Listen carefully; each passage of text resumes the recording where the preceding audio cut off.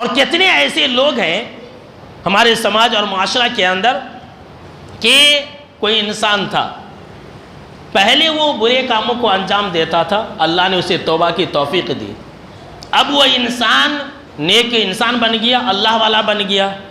اب جو پہلے سے نیکیوں کو انجام دیتے رہتے نا، وہ لوگ اپنے آپ کو اتنا بڑا اللہ والا سمجھتے رہتے کہ ہر وقت ان کو ذلیل اور رسوا کرتے رہتے ہیں، ہر وقت ان کی توہین کرتے رہتے ہیں۔ یہ دیکھو یہی انسان ہے جو پہلے ایسا تھا، پہلے شرابی تھا، اب آ گیا نیک بن کر کے۔ اور ہمارے یہاں تو تانا مارنے کے لیے ایک جملہ ہی ہے کہ بلی 100 چوہا کھا کر کے حج کو چلی۔ یہ جملہ بہت ہی غلط ہے، یاد رکھ لیجیے، یہ جملہ بہت ہی غلط ہے۔ آپ کسی بھی انسان کے بارے میں ایسا نہیں کہہ سکتے ہیں کہ دیکھو پوری زندگی پاپ کر کے رہا اور اب آ گیا نمازی بننے کے لیے۔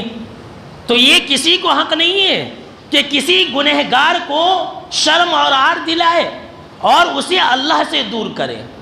اور سن لیجئے، ترمذی شریف کی روایت ہے، معاذ بن جبل رضی اللہ تعالیٰ عنہ راوی حدیث سے کہتے ہیں کہ جناب محمد عربی صلی اللہ تعالیٰ علیہ وسلم نے فرمایا کہ من عیر اخاہ بذنب لم یمت حتی یعملہ، کہ اگر کسی مسلمان نے کسی بھائی کو کسی گناہ پر شرم اور عار دلایا، تو بہت بڑا پاپی ہے، تو بہت بیکار انسان ہے، بہت ایسا ہے ویسا، دیکھ میں کتنا اللہ والا ہوں، اگر شرم اور عار دلاتا ہے کسی گنہگار کو، تو آپ صلی اللہ تعالیٰ علیہ وسلم نے کہا کہ وہ انسان مرنے سے پہلے اس گناہ کے اندر ضرور بھی ضرور ملوث ہوگا۔ اللہ کی پناہ۔